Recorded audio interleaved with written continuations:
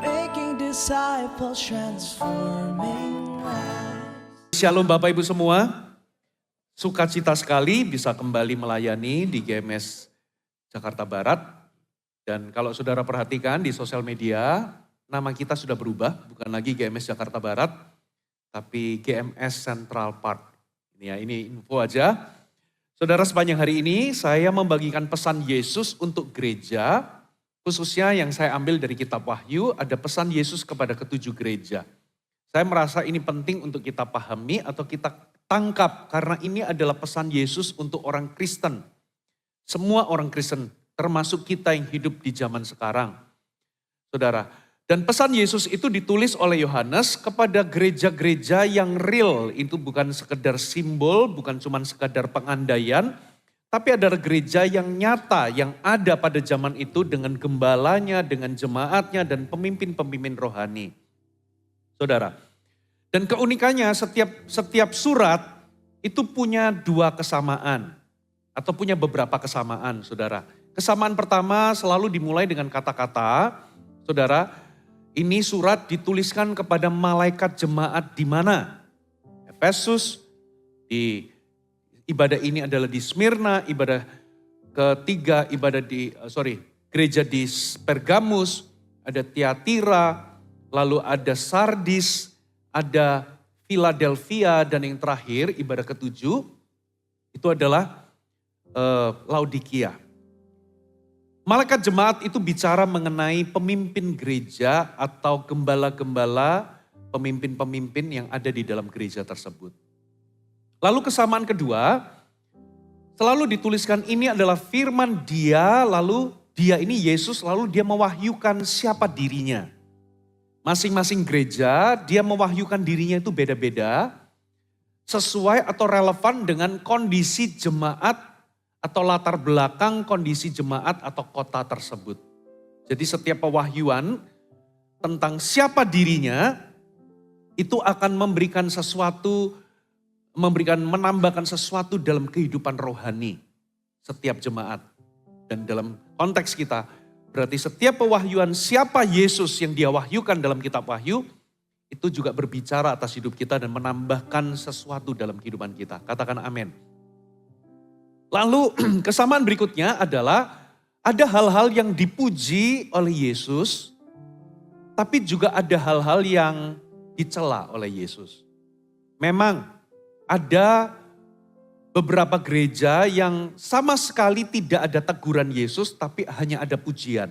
Berarti kalau itu pujian, itu adalah sesuatu yang kita perlu tangkap dan teladani. Katakan amin. Tapi juga ada gereja yang dipuji tapi juga ditegur.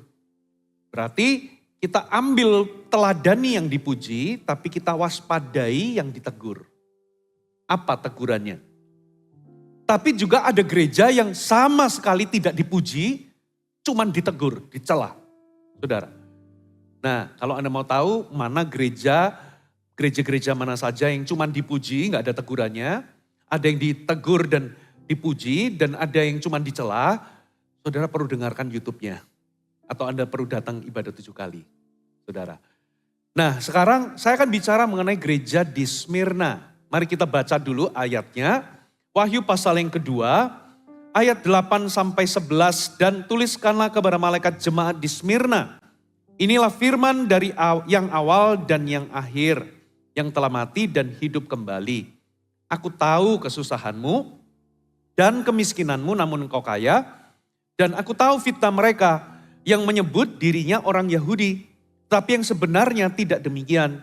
Sebaliknya mereka adalah jemaah iblis. Jangan takut terhadap apa yang harus engkau derita. Sesungguhnya iblis akan melemparkan beberapa orang dari antaramu ke dalam penjara. Supaya kamu dicobai atau diuji. Dan kamu akan beroleh kesusahan selama 10 hari. Hendaklah engkau setia sampai mati. Dan aku akan mengaruniakan kepadamu mahkota kehidupan. Siapa bertelinga, hendaklah ia mendengarkan apa yang dikatakan Roh kepada jemaat-jemaat. Barang siapa menang, ia tidak akan menderita apa-apa oleh kematian yang kedua. Saudara, setiap kalimatnya itu menggetarkan. Bahkan ada sebuah janji, Kalau kita menang, saudara akan ada upah. Siapa bertelinga hendaklah kita mendengarkan apa yang dikatakan Roh Kudus kepada gereja-gereja, kepada orang-orang Kristen. Saya berdoa, Roh Kudus hari ini berhembus, berbicara atas setiap hati lewat khotbah hari ini. Amin, saudara. Nah, sekarang Smyrna. Smyrna ini adalah kota kedua yang kita bahas. Ibadah pertama tadi saya bahas mengenai Efesus. Itu kota besar, itu kota megapolitan pada zaman itu. Penduduknya 250.000. Smyrna, saudara, ini gak sebesar Efesus. Tapi ini adalah kota yang sangat cantik, sangat indah. Saudara, bahkan saudara di situ ada teater. Jalan-jalannya lebar, ya dibangun dengan baik. Dikenal sebagai bunga Asia atau mahkota Asia. Atau kemuliaan Asia pada zaman itu. Asia pada zaman itu beda dengan Asia pada zaman sekarang. Asia kecil itu, saudara, itu di daerah Turki sana. Saudara, lokasinya terletak di kota Izmir yang ada di Turki pada zaman sekarang. Saudara, jadi jalan-jalannya lebar, kotak-kotak lurus-lurus gitu ya. Ada dihiasi pepohonan, lalu di situ ada teater, saudara, yang terbesar di provinsi Asia pada waktu itu. Jadi terkenal dengan keindahannya, kemakmurannya, hasil pertaniannya, dan letaknya yang sangat strategis yang juga merupakan jalur perdagangan. Nah, makna kata Smyrna itu berasal dari kata mir atau mur. Ya, di mana mur itu salah satu bahan baku untuk pembuatan balsam, minyak urapan, bahkan minyak wangi atau parfum pada zaman itu. Tapi arti dari kata mur itu pahit. Di situ menggambarkan jemaat di Smyrna itu mengalami penderitaan. Makanya gereja Smyrna itu adalah gereja yang menderita sebetulnya. Gereja yang teraniaya, gereja yang kaya atau penuh dengan proses atau pembentukan. Bapak Ibu. Nah, tapi dari situ, saudara, sekalipun mur itu pahit, tapi dari situ dia akan bermanfaat. Bahkan bisa, saudara, memberikan keharuman, saudara, atau memberikan persembahan yang harum bagi Tuhan. Jadi ini adalah simbol dari penderitaan yang ujungnya menghasilkan keharuman. Ini gambaran dari kehidupan orang-orang percaya di Smyrna yang dianiaya, yang menderita, namun penderitaan mereka itu jadi persembahan yang harum di hadapan Tuhan. Jadi sebetulnya ini adalah pesan Tuhan bagi umat Tuhan yang sedang melewati penderitaan atau sedang menderita. Saudara, nah pada zaman itu orang Kristen menderita apa, saudara? Pada waktu itu kaisar yang berkuasa itu namanya Domitianus. Kaisar yang sangat otoriter dan kejam. Kaisar ini memberlakukan penyembahan terhadap kaisar. Jadi semua penduduk yang ada di kota Smyrna diwajibkan untuk menyembah kaisar, baru dia akan mendapatkan, saudara, lisensi untuk kebebasan beragama. Jadi kaisar ini menyebut dirinya sebagai Tuan dan Tuhan. Dominus et Deus. Saudara, mewajibkan semua orang menyembah. Dan Anda harus tahu pemerintahan Romawi pada zaman itu, saudara, memang menjalankan penyembahan terhadap kaisar. Bahkan di kota-kota tertentu dibangunkan kuil untuk menyembah kaisar yang bahkan masih hidup. Saudara, nah jadi kaisar ini berkata, kamu bisa menyembah dewa apapun asal engkau menyembah kaisar, kau akan diizinkan. Tapi kalau engkau menolak menyembah kaisar, saudara, engkau akan disiksa, ditangkap, engkau akan disiksa, dan bahkan di ujungnya engkau akan dibakar hidup-hidup di tengah teater, amfiteater mereka. Saudara, itu ancamannya. Nah, bagi orang-orang yang menyembah berhala, itu mungkin tidak nabrak kepada iman mereka. Jadi mereka nggak masalah, aku menyembah dewa, itu dewanya macam-macam. Dewa Zeus, bisa ada dewa Apollo, ada Dewi Diana, ada dewa Bakus, itu dewa kerakusan. Saudara, macam-macam dewa-dewanya pada zaman itu. Saudara. Tapi ini bertentangan dengan iman Kristen. Jadi orang kalau menyembah berhala mereka mereka nggak jadi masalah menyembah kaisar. Saudara. Tapi begitu orang Kristen ini jadi masalah karena iman kekristenan, saudara, hukum Tuhan yang pertama adalah tidak boleh ada Allah lain daripadamu. Saudara, mereka itu pada zaman itu nggak boleh menyembah berhala. Itulah sebabnya orang-orang Kristen pada zaman itu sangat teraniaya. Saudara, nggak mudah untuk jadi orang Kristen di kota Smyrna. Di kota-kota lain ada tantangannya sendiri, tapi di Smyrna mereka begitu keras menganiaya. Saudara, apalagi saudara orang-orang Yahudi yang tinggal di situ itu lebih pro dan setia kepada pemerintah Romawi. Bahkan ketika Romawi perang, mereka itu menyediakan bahan makanan, saudara, selimut untuk para prajurit Romawi. Jadi orang-orang Yahudi di situ itu sangat setia dan loyal kepada Romawi. Beda dengan orang-orang Yahudi di Yerusalem. Saudara, karena Romawi itu menjajah orang-orang Yahudi, gak semua atau di Yerusalem mereka itu gak suka sama orang Romawi. Tapi di sini orang-orang Yahudi di sini loyal. Sehingga mereka bahkan mereka itu cari muka kepada pemerintah Romawi itu dengan cara apa, saudara? Menganiaya orang Kristen. Itulah sebabnya dikatakan, saudara, mereka itu jemaah iblis, suka memberikan laporan-laporan dan tuduhan-tuduhan palsu yang membuat orang-orang Kristen makin menderita. Saudara. Nah, jadi pesan hari ini, pesan Yesus untuk gereja di Smyrna adalah pesan pengharapan kepada mereka yang menderita. Dan ini relevan bagi hidup kita. Saudara, hari ini sebetulnya, saudara, ada banyak orang-orang Kristen menderita, yang literally menderita karena teraniaya. Kurang lebih, saudara, 1 dari 8 orang Kristen di dunia itu menderita.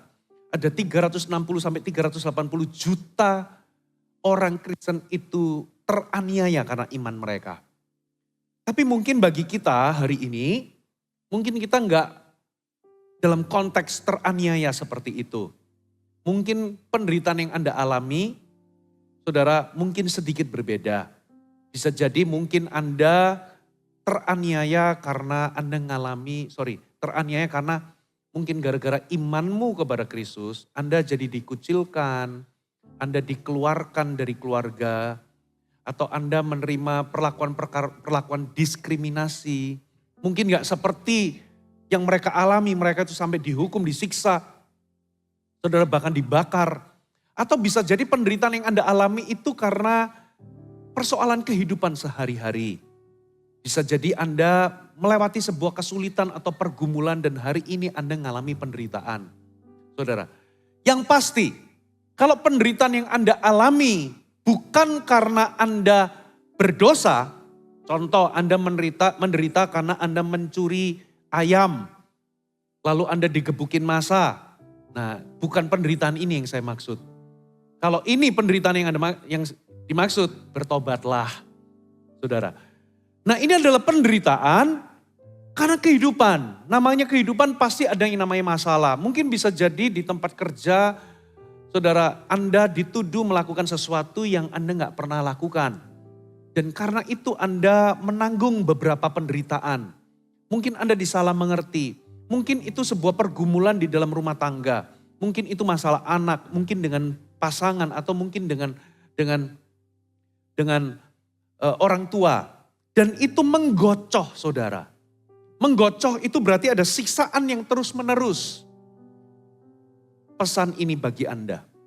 Dan sekaligus pesan ini akan memberikan Anda sebuah fondasi iman dan pewahyuan.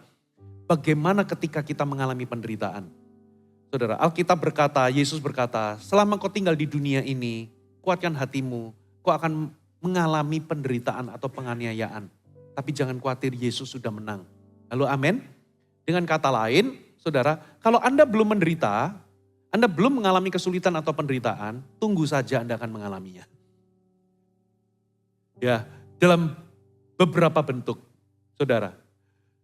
Ini bukan menjatuhkan hati Anda, karena ada maksud Tuhan di balik semuanya itu, saudara. Nah, sekarang saudara coba kita lihat pesan Tuhan yang pertama. Sebelum kita, jangan buka poinnya, tapi kita baca dulu ayatnya, ayat yang ke-8 dikatakan begini. Inilah firman Dia, inilah firman dari yang awal dan yang akhir, yang telah mati dan hidup kembali. Saudara, perikop ini dimulai dengan Yesus mewahyukan dirinya sebagai yang awal dan yang akhir. Yang mati dan hidup kembali. Apa maksudnya? Kenapa dia memperkenalkan dirinya sebagai Alfa dan Omega? Saudara, pesan apa yang sebetulnya Yesus mau berikan kepada mereka atau gereja Smyrna yang sedang teraniaya atau menderita? Ini saudara pesannya, poin pertama. Bahwa Tuhan tidak pernah meninggalkan mereka.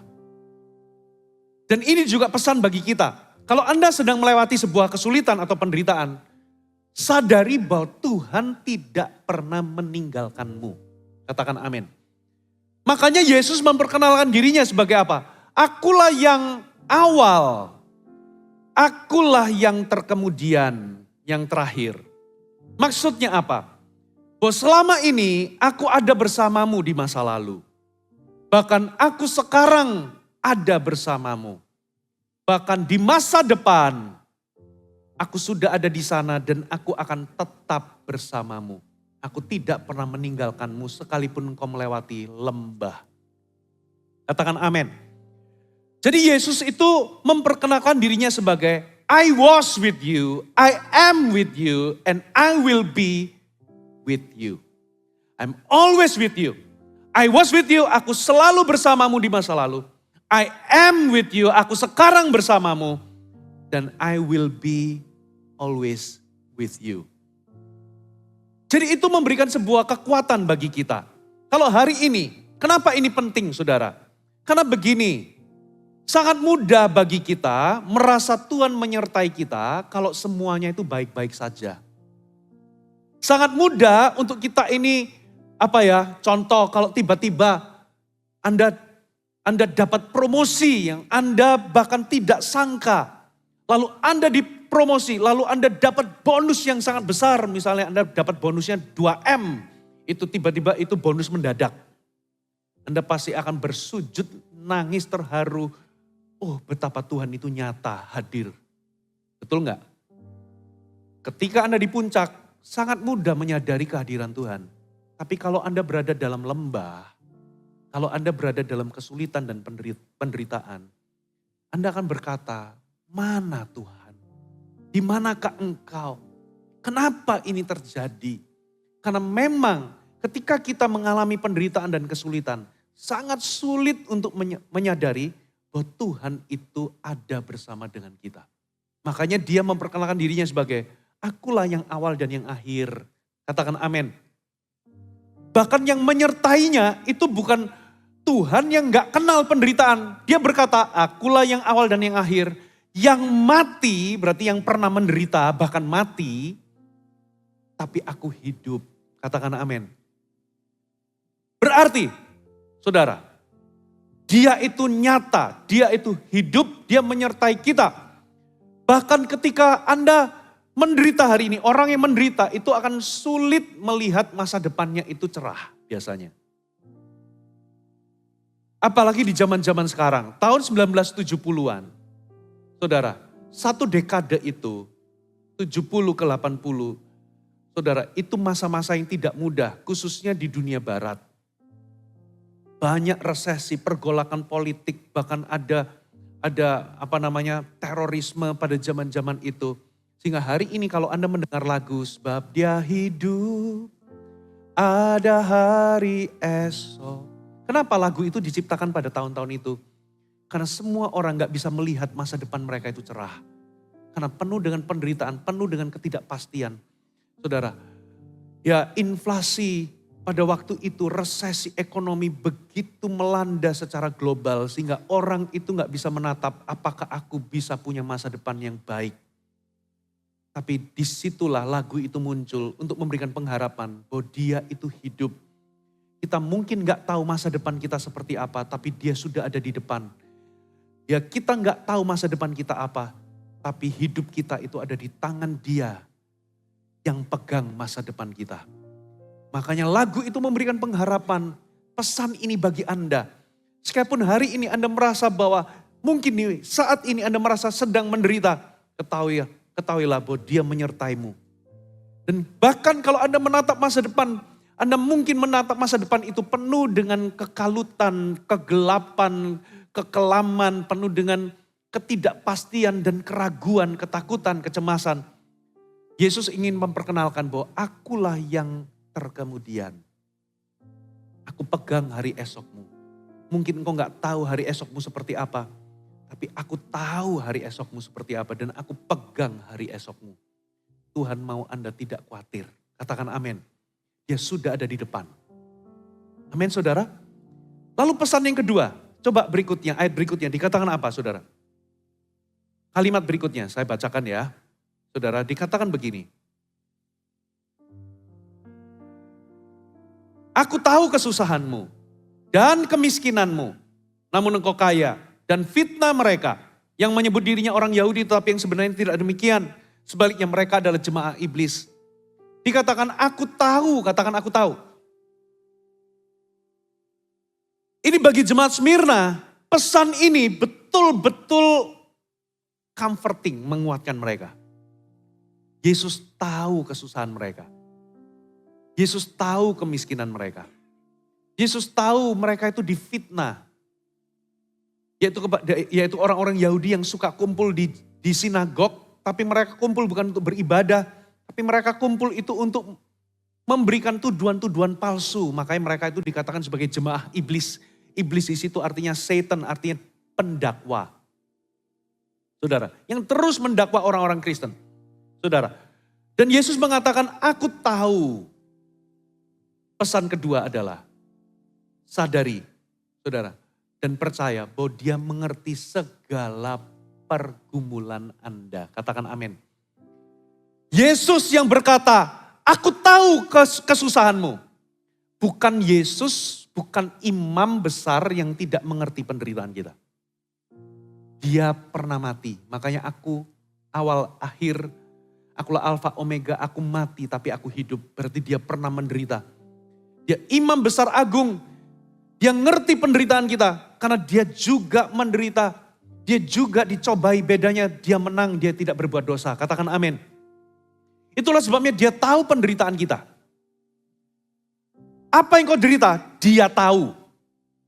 Saudara, kalau Anda itu curhat sama orang.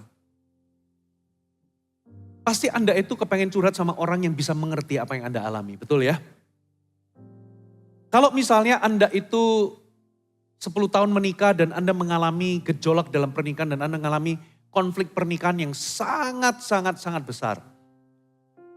Saya mau tanya, Anda pergi curhat konseling kepada orang yang baru saja honeymoon atau kepada orang yang minimal sudah 10 tahun atau 15 tahun, 20 tahun masuk dalam pernikahan?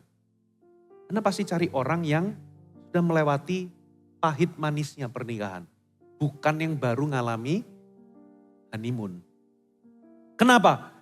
Karena Anda berharap, saudara, orang yang Anda curhati, kepada siapa Anda konseling, itu bisa mengerti pergumulan Anda. Betul atau betul? Zaman dulu waktu kita masih perintisan, tahun-tahun 2000 berapa itu, 2005, 2006, 2007, 2008, pernah ada mahasiswa kedokteran. Dulu jemaat kita itu kebanyakan mahasiswa dan profesional. Nah yang mahasiswa kedokteran itu ada yang bagian kedokteran gigi. Nah kita full timer itu ditawarin, kok kalau mau betulin gigi di tempatku aja gratis. Tapi mereka itu masih mahasiswa. Dengan kata lain, Anda jadi kelinci percobaan. Mereka mencari jam terbang. Jadi gratis Anda pasti kalau pergi ke dokter gigi, pasti carinya dokter yang sudah punya jam terbang, betul nggak? Gitu. Bukan cari, yang lagi cari jam terbang, bukan. Saudara, gratis sih, tapi kalau lubangnya tambah gede. Nah, kenapa saudara? Karena Anda ingin dimengerti. Satu kali pernah kita full timer lagi fellowship, kalau nggak salah gedung ini tapi masih model yang lama. Ada satu full timer perempuan kita, saudara, waktu dimunculin mainan buaya, ada mainan-mainan buaya. Jadi waktu itu lagi acara apa, pokoknya lagi bongkar kado atau apa, acara Natalan. Dia itu langsung shock, ketakutan, betul-betul lihat buaya itu. Betul-betul panik, shock, ketakutan, saudara. Beberapa orang ketawa, malah goda-godain, gitu. Beberapa orang mengatakan, gitu aja sama boneka, sama mainan ini aja kok takut. Saudara, bagi kita mungkin itu lihat buaya begini biasa, tapi bagi orang tersebut itu besar. Saudara, pernah lihat di sosial media, di video orang yang pergi berlibur kemana, ke tebing yang sangat tinggi, lalu di situ ada semacam jalur, tapi dari kaca.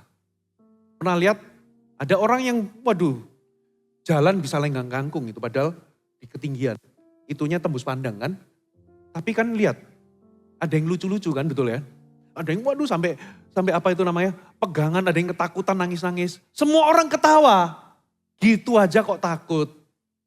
Gitu aja kok takut sama ketinggian. Bagi beberapa orang itu kecil, tapi bagi dia yang mengalami ketakutan, itu besar. Saudara, saya pernah lihat video tentara, waduh kumisnya tebel. Wah maco. Tapi begitu divaksin, lihat jarum suntik. Bisa kayak anak kecil. Di samping kanan kirinya ketawa-ketawa. Bagi yang ketawa, gitu aja kok takut sama jarum suntik. Tapi bagi orang yang takut sama jarum suntik, it's something big. Saudara, makanya kalau Anda ketemu sama orang yang depresi, Anda jangan ngomong gitu aja kok depresi. Gitu aja kok, kamu beriman. Mungkin bagi Anda, saudara, itu kelihatannya masalah iman. Tapi bagi orang yang ngalami itu something big loh, saudara. Nah kita nggak bisa ngomong, mungkin bagi Anda itu kecil. Gitu aja kok kamu, misalnya ada orang ya, cuman diomongin dikit itu sudah dalam banget. Anda jangan gitu aja kok sakit hati. No, bagi dia itu besar. Mungkin bagi Anda, tidak. Tahukah saudara, Tuhan tidak pernah meremehkan apa yang Anda gumulkan. Bahkan dia mengerti apa yang Anda gumulkan. Katakan amin. Saudara, dia tahu. Makanya Alkitab katakan, jangan khawatir dengan apa yang kamu pikir, dengan apa yang kamu akan makan, minum, dan pakai. Sebab apa? Sebab sebelum engkau berdoa, Bapamu di sorga tahu kebutuhanmu. Katakan amin. Bapa kita, Tuhan kita, itu ngerti pergumulan kita dan ngerti kebutuhan kita. Itu sebabnya saudara, Yesus berkata, aku tahu kesusahanmu. Saudara, mereka itu betul-betul menderita saudara. Aku tahu kemiskinanmu. Mereka miskin itu bukan karena mereka itu malas. Alkitab berkata kalau kamu malas, kemiskinan datang menyerbumu. Kalau engkau malas, gak bekerja, jangan engkau makan, kata Alkitab. Tapi mereka itu miskin bukan karena mereka malas, tapi karena mereka mengalami diskriminasi. Pekerjaan, lowongan pekerjaan yang ada itu banyak pekerjaan untuk berhala. Membuat berhala, patung dan sebagainya. Dan pekerjaan-pekerjaan yang lain, saudara, itu tertutup bagi mereka karena mereka dibenci dan didiskriminasi. Sehingga orang-orang Kristen pada zaman itu, mereka hanya bisa menjadi pekerja buruh yang kasar. Itulah sebabnya mereka miskin, saudara. Jadi Yesus tahu kemiskinan mereka. Bahkan Yesus tahu bahwa mereka difitnah. Apa fitnahan mereka? Yang pertama, saudara, mereka itu dianggap sebagai kanibal. Karena mereka itu makan daging tubuh Yesus dan minum darah Yesus. Perjamuan kudus itu loh. Yang kedua, mereka itu dianggap mereka itu membudayakan salah satu kebudayaan. Salah satu kebudayaan mereka itu adalah, saudara, salah satu ritual penyembahan berhala mereka itu adalah, maaf ya, pesta seks atau perzinahan. Itu salah satu ritualnya. Orang Kristen dianggap dituduh melakukan hal yang sama. Karena mereka punya yang namanya agape feast atau perjamuan kasih. Padahal itu cuma fellowship, tapi mereka dituduh mereka melakukan hal yang serupa. Yang ketiga, mereka itu dituduh memecah belah keluarga. Karena apa? Karena kekristenan, semenjak orang Kristen itu percaya kepada Yesus, Yesus kan dikatakan, aku datang bukan membawa damai tapi bawa pedang. Itu bukan karena pedang untuk menyakiti, tapi pedang di situ ada pemisahan di dalam keluarga karena iman Kristen itu radikal. Sehingga dituduh memecah belah atau merusak keluarga. Mereka juga dituduh hal-hal yang lain. Salah satunya itu adalah pengacau di kota karena ajaran tentang penghakiman dan akhir zaman. Saudara, jadi banyak mereka itu dituduh ABCD. Itulah sebabnya mereka itu mengalami penganiayaan. Dan Tuhan itu tahu pergumulan mereka. Yang ketiga, saudara, coba kita lihat ayat selanjutnya. Ayat 10. Jangan takut terhadap apa yang harus engkau derita. Sesungguhnya iblis akan melemparkan beberapa orang dari antaramu ke dalam penjara supaya kamu dicobai. Dan kamu akan beroleh kesusahan selama berapa? 10 hari. Sampai sini dulu. Poin ketiga, pesan bagi Anda yang menderita adalah jangan izinkan ketakutan menguasai diri Anda. Anehnya di sini, saudara. Tuhan kan berkata, aku tahu kesusahanmu, aku tahu penderitaanmu, aku tahu engkau difitnah. Harusnya kalimat berikutnya itu adalah, jangan takut, aku menolongmu. Harusnya kan begitu. Jangan khawatir, aku akan menolongmu. Tapi ayat berikutnya ini kok malah jangan takut terhadap apa yang harus. Katakan harus. Loh, ini aneh. Bukannya Yesus harusnya datang menolong, membebaskan mereka dari penderitaan. Tapi kenapa kok Yesus malah jangan takut terhadap apa yang memang harus engkau alami. Harus engkau derita. Dari sini rema atau pewahyuan yang Tuhan mau sampaikan kepada kita adalah, saudara, jangan biarkan dirimu dikuasai ketakutan. Khususnya ketika engkau melewati penderitaan. Sebab di balik penderitaan itu tidak ada maksud atau rencana kecelakaan. Rancanganku bukanlah rancangan kecelakaan, kata Tuhan. Tapi maksud dan tujuan atau rencana di balik penderitaan ini ada rencana indah. Bukan untuk menghancurkanmu, tapi ada tujuan mulia di baliknya. Katakan amin.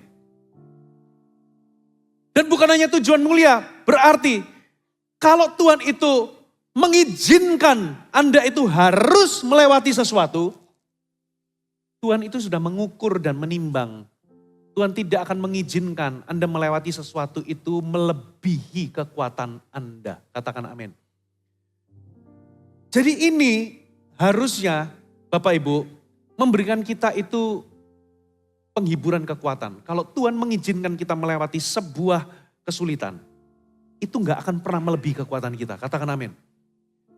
Kalau Tuhan izinkan sesuatu terjadi atas hidup kita, Anda pasti dapat menanggungnya. Dia gak akan pernah, saudara, mengizinkan kita melewati sesuatu itu melebihi kekuatan kita. Supaya kita hancur. No. Saudara, makanya Yesus berkata, jangan takut terhadap apa yang harus engkau derita. Sebab apa? Engkau mampu melewatinya. Engkau mampu menghadapinya. Sebab itu tidak akan pernah keluar daripada kekuatanmu. Itu gak akan melebihi kekuatanmu. Pencobaan-pencobaan yang kau alami, kata Korintus, adalah pencobaan biasa. Itu tidak akan melebihi kekuatanmu.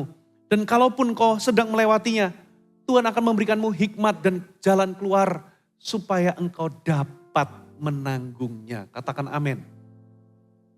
Ini memberikan kita kekuatan, saudara. Bahwa Tuhan kita itu bijaksana. Dia tahu, dia mengukur kekuatan kita. Saudara, halo amin. Poin yang keempat.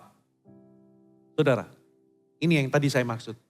Ternyata ada maksud, ada tujuan mulia di balik penderitaan kita. Dan apa maksud tujuan mulia itu? Ternyata Tuhan ingin membentuk karakter ilahi dalam kehidupan kita.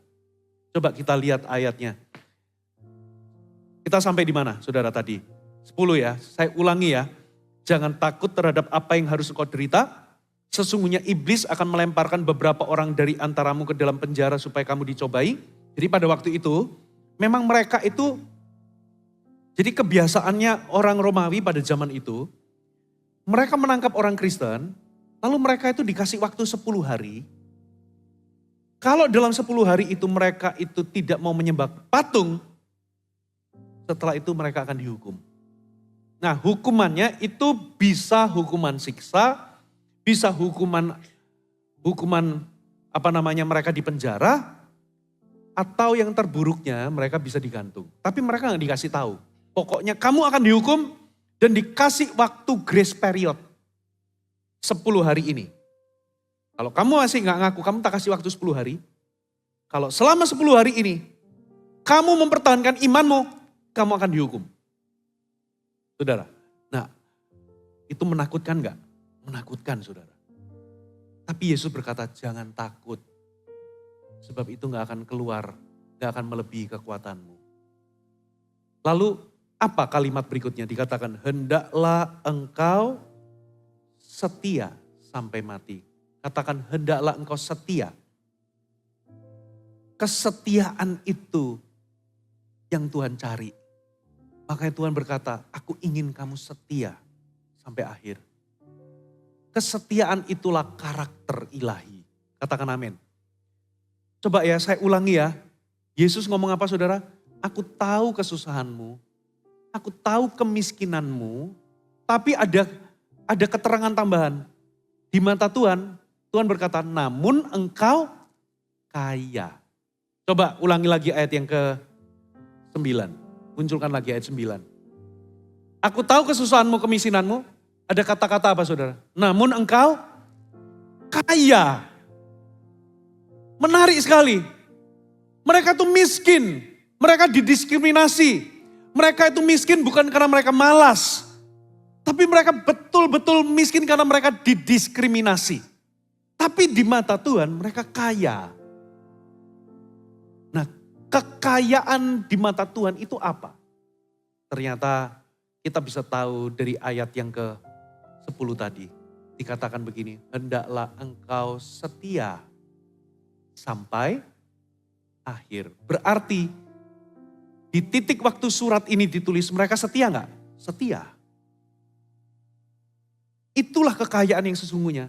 Tapi Tuhan memberikan penekanan, hendaklah engkau setianya itu jangan sampai cuma di sini, tapi sampai akhir. Jadi ini adalah jemaat yang kaya di mata Tuhan karena mereka setia di dalam penderitaan. Sehingga Yesus itu memberikan nasihat, hendaklah engkau setia itu sampai akhir. Mereka telah setia dan Tuhan memberikan dorongan, lanjutkan kesetiaanmu sampai akhir. Katakan amin.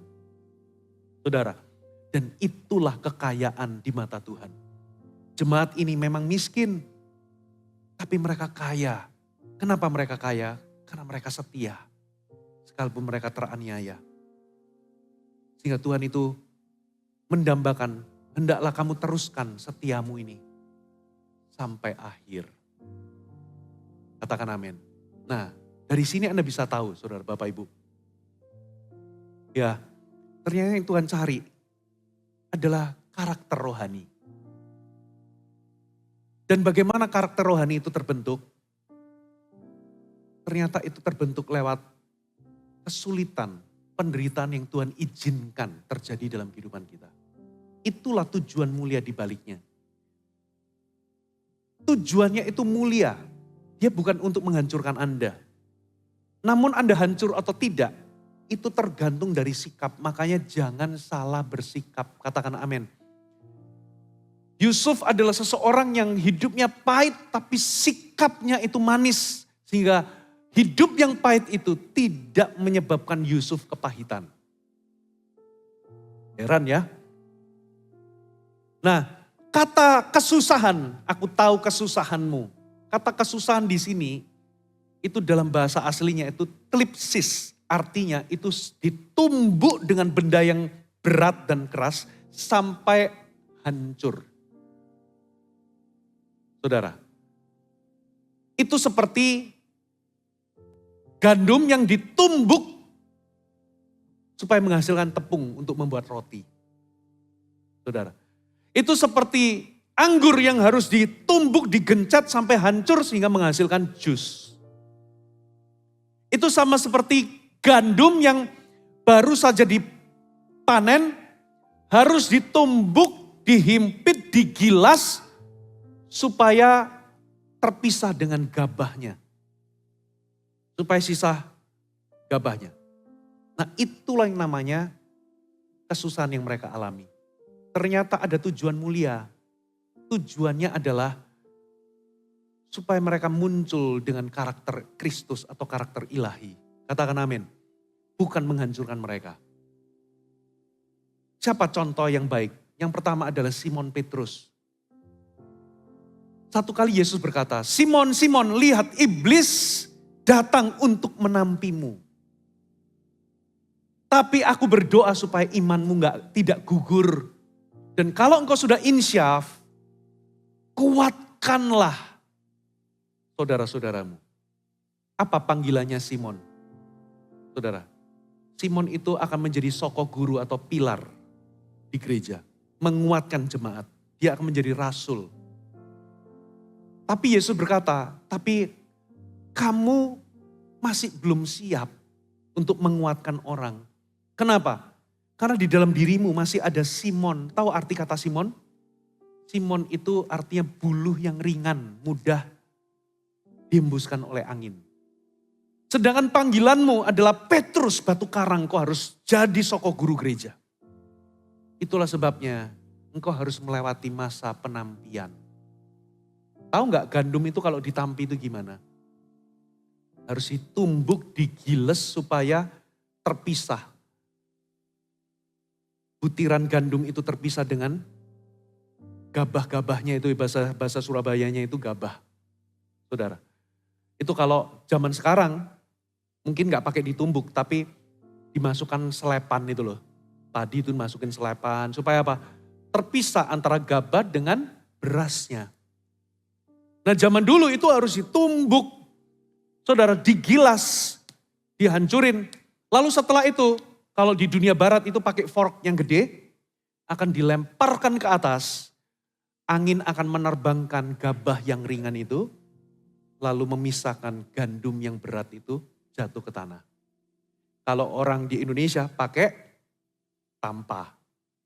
Diayak di atas, dilempar di atas supaya angin menerbangkan gabahnya yang tidak berguna. Supaya yang jatuh itu pure beras atau gandum. Itulah cara Tuhan melepaskan atau membersihkan Simon-Simon di dalam diri kita semua. Apa yang buruk-buruk itu akan dilepaskan, dibuang. Supaya kita jadi Petrus, Petra, batu karang yang akan bermanfaat bagi orang lain. That's why seringkali Anda harus melewati proses pembentukan untuk Anda dipakai Tuhan. Untuk Anda bisa berguna, menjadi berkat bagi orang lain. Tuhan akan keluarkan itu Simon-Simon tadi. Gabah-gabah yang gak perlu dalam kehidupan kita. Karakter-karakter yang tidak berkenan itu Tuhan mau singkirkan dulu. Tapi untuk menyingkirkannya Anda harus digilas, ditumbuk, diproses.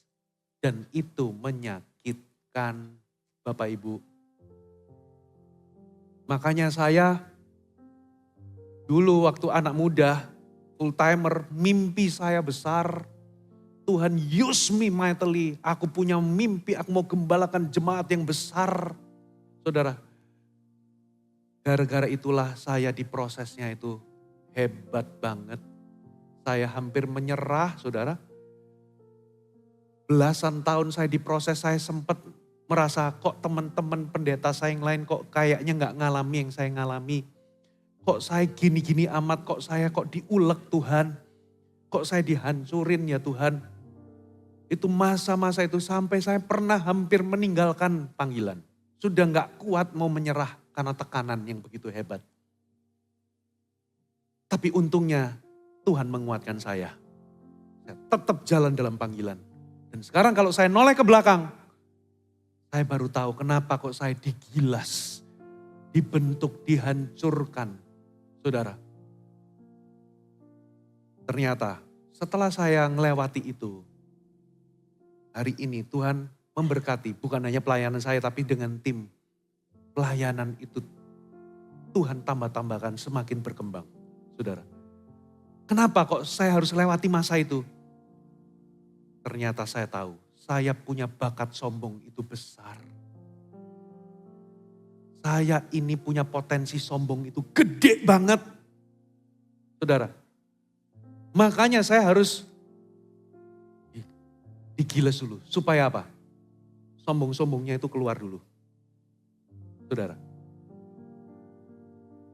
Saya belum lulus, sampai hari ini belum lulus. Saya akan terus Tuhan masih punya agenda-agenda dalam hidup saya. Tapi hari ini kalau saya noleh ke belakang, saudara, setiap proses-proses pembentukan yang Tuhan izinkan terjadi, itu ternyata untuk menghasilkan karakter ilahi. Halo, amin saudara. Paulus juga ngalami hal yang sama, katakan Paulus. Paulus itu dikatakan ada utusan iblis yang menggocoh aku. Kata menggocoh itu siksaan yang tidak berhenti terus menerus. Itu digocoh. Sampai dia teriak Tuhan 3 kali berseru supaya utusan itu mundur daripadaku. Itu karena seperti duri dalam dagingnya. Tapi Tuhan cuma ngomong begini, cukuplah kasih karuniaku kepadamu. Ternyata belakangan baru Paulus ngerti, apa maksud daripada gocohan itu adalah supaya aku tidak tinggi hati. Jadi ternyata Tuhan tidak cabut duri dalam dagingnya, itu ternyata penyelamatan. Saudara, karena kalau Paulus tidak ngalami itu, Paulus akan jatuh dalam kesombongan. Dia pasti akan hidupnya hancur, pelayanan ministrinya akan terbakar, habis. Makanya dia digocoh.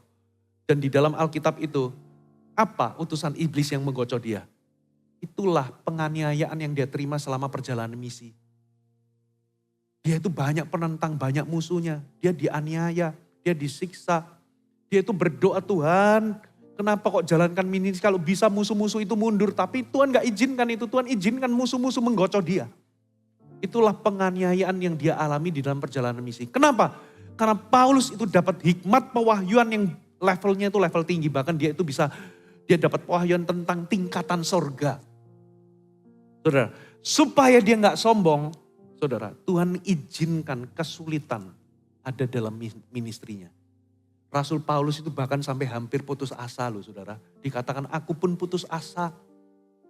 Karena penderitaan atau hambatan yang begitu hebat dalam hidupnya. Tapi rupa-rupanya itu membentuk karakter untuk bergantung kepada Tuhan. Dan kerendahan hati dalam kehidupannya. Amin. Saudara, makanya jangan salah bersikap Bapak Ibu. Yakub juga sama, diproses, dia itu suka nipu. 20 tahun dia ditipu sama Laban. Sang penipu tahu rasanya ditipu. Dia nipu siapa? Kakaknya. Ngambil hak kesulungan, dia tipu ayahnya. Aku minta berkat, tapi ngaku sebagai Esau. Bawa makanan masakannya mamanya. Lalu dia pakai jubah berbulu, ditanya sama ayahnya, siapa kamu? Akulah Esau, gitu. Lalu apa yang terjadi? 20 tahun dia melarikan diri dari Esau, dia end up di Laban. Laban, dia jatuh cinta sama Rahel, oke, kamu kerja sama paman ya, 7 tahun bayarannya kamu boleh menikah sama Rahel. Jadi 7 tahun dia gak dikasih upah, upahnya itu menikah sama Rahel. Waktu menikah, dibuka kerudungnya, Lea. Ditipu saudara. Diubah lagi sama Laban. Kamu kerja 7 tahun lagi baru aku kasih Lea. 14 tahun dia kerja. 6 tahun berikutnya. Dia berganti-ganti mengubah upahnya. Saudara, seorang penipu tahu rasanya ditipu. Kenapa? Karena dia ini akan mewarisi panggilan dari kakeknya, Abraham, dan ayahnya, Ishak. Saudara, dia belum siap, makanya dia mendapatkan berkat itu dengan cara menipu. Tuhan gak berkenan, makanya dia harus melewati penderitaan. Lalu di tahun ke-20, disuruh balik sama Tuhan, kembali ke tanah ayahmu. Tapi dia takut sama Esau. Akal liciknya, manipulatifnya masih mikir. Dia kirim 2 grup, keluarga pertama, keluarga kedua, dengan pemberian-pemberian untuk melunakkan hati kakaknya. Dia sendiri gak ikut.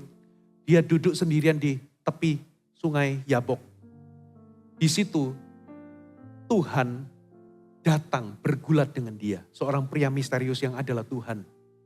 Bergulat dan Yakub tahu itu adalah Tuhan.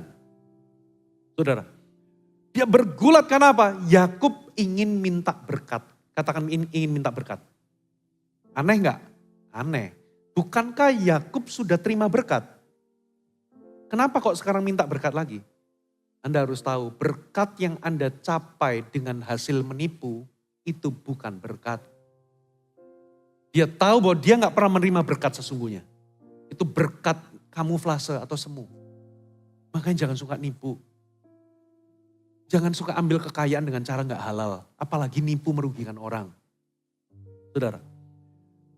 Kali ini dia minta berkat daripada Tuhan. Dia bergulat. Dan Tuhan tahu. Sebentar lagi fajar menyingsing. Tapi ini orang gak lepasin aku. Disentuh pangkal pahanya. Terplecoklah, cacatlah dia. Sakitnya bukan main. Tapi yang heran. Si Yakub harusnya Anda pernah lihat pertandingan UFC? Gulat, free fight, saudara. Itu kalau sudah kena, beng gitu ya. Kakinya atau apanya, kalau sudah itu fatal, itu biasanya KO, udah gak bisa lanjut pertandingan. Ini sudah di KO, tapi masih megangin Tuhan.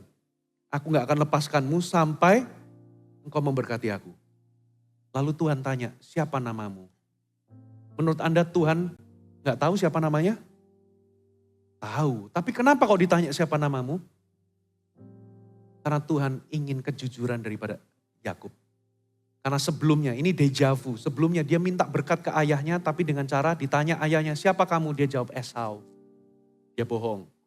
Kali ini dia cari berkat yang sama, ditanya siapa namamu? Dan kali ini dia ngaku, akulah Yakub si penipu itu. Makanya kalau Anda gak pernah jujur di hadapan Tuhan, datang di altar Tuhan, Anda gak akan berubah hidupnya. Akulah orang yang mengandalkan manipulasi dan kekuatan diri sendiri untuk memperoleh berkat. Akulah si Yakub ini. Barulah Tuhan berkata, mulai hari ini namamu bukan Yakub, tapi Israel. Artinya apa? Engkau menang bersama dengan Allah. Engkau bergulat dengan Allah dan engkau menang. Kali ini dia masuk ke tanah perjanjian. Bukan dengan kekuatannya sendiri, bukan dengan akal bulusnya, tapi dengan berkat Tuhan. Apa berkat itu? Berkat Tuhan datang lewat apa? Perubahan karakter. Katakan amin. Kali ini dia pincang seumur hidup. Pangkal paha itu lambang dari kekuatan. Kali ini dia gak bisa andalkan kekuatan diri sendiri. Saudara, kali ini dia datang dengan bergantung sepenuhnya kepada berkat Tuhan. Menghadapi Esau yang paling dia takuti. Dan hebat, ketemu Esau. Esaunya malah peluk adiknya. Aku mengampunimu. Saya percaya adiknya juga, ampuni aku ya kak. Aku udah nipu kamu. Udah it's okay. Terjadi pemulihan yang luar biasa. Karena apa? Karena mengandalkan Tuhan. Beberapa di antaramu, Tuhan punya berkat sebetulnya. Berkat real. Berkat itu bukan bicara soal materi, tapi restu. Perkenanan. Dalam kehidupan Anda, blessing. Tapi itu belum Anda terima, kenapa? Karena Anda belum siap. Anda perlu mengalami proses pembentukan karakter. Halo, amin? Saya tutup dengan ini, saudara. Apa itu karakter? Apa bedanya dengan karisma? Karisma itu bungkusan, karakter itu isinya. Karisma itu pemberian, anugerah dari Tuhan. karakter itu sesuatu yang Tuhan pahat, Tuhan bentuk dalam diri kita. Katakan amin. Apa bedanya sama reputasi? Reputasi itu adalah apa yang orang lain pikirkan tentang Anda. Tentang karakter Anda, tentang nilai Anda. Sedangkan karakter adalah siapa diri Anda sesungguhnya. Jenis apa Anda itu? Apakah Anda peramah atau pemarah? Apakah Anda serakah atau murah hati? Apakah Anda penyabar atau nggak sabaran? Itulah karakter. Reputasi itu dibentuk dari apa yang orang-orang lihat tentang Anda. Sementara karakter itu adalah siapa diri Anda bahkan ketika orang tidak lihat. Itu karakter. Karakter tidak bisa Anda pura-pura. Karakter itu siapa dirimu. Anda mungkin bisa pakai topeng sejenak, tapi siapa diri Anda aslimu akan kelihatan. Itulah namanya karakter. Ternyata Tuhan itu ingin membentuk karakter itu dalam hidup kita. Amin saudara. Yang terakhir, pesan yang terakhir, ayat terakhir saudara, dikatakan begini. Hendaklah engkau setia sampai mati dan aku akan mengaruniakan kepadamu mahkota kehidupan. Poin terakhir, bagi Anda yang menang, bagi Anda yang finish well, akan ada upah. Jadi goal kita, yuk kita sama-sama jalani pertandingan hidup ini sampai finish well. Lalu amin? Saudara, kata mahkota di sini sebetulnya ada dua kata Yunani. Yang satu itu diadema, artinya mahkota kerajaan yang berkilau. Yang kedua itu Stefanos, itu cuma mahkota dari anyaman, biasanya ada daunnya sedikit. Ternyata di sini kata mahkota di sini itu pakai kata Stefanos. Mahkota yang sama yang disebut sama Paulus. Aku telah mengakhiri pertandingan iman dengan baik. Aku telah menyelesaikan pertandingan dan memelihara iman. Dan sekarang aku menunggu terima mahkota itu di situ pakai kata Stefanos. Apa mahkota ini gambaran dari zaman dulu orang Yunani itu ada pertandingan olahraga. Namanya Olimpik zaman dulu. Dan orang yang telah menyelesaikan pertandingan akan antri untuk terima mahkota tadi, Stefanos. Sebagai bentuk bahwa mereka telah menyelesaikan pertandingan. Itu adalah upah penghargaan. Saudara, Tuhan akan menghargai kita. Bagi kita yang memelihara iman.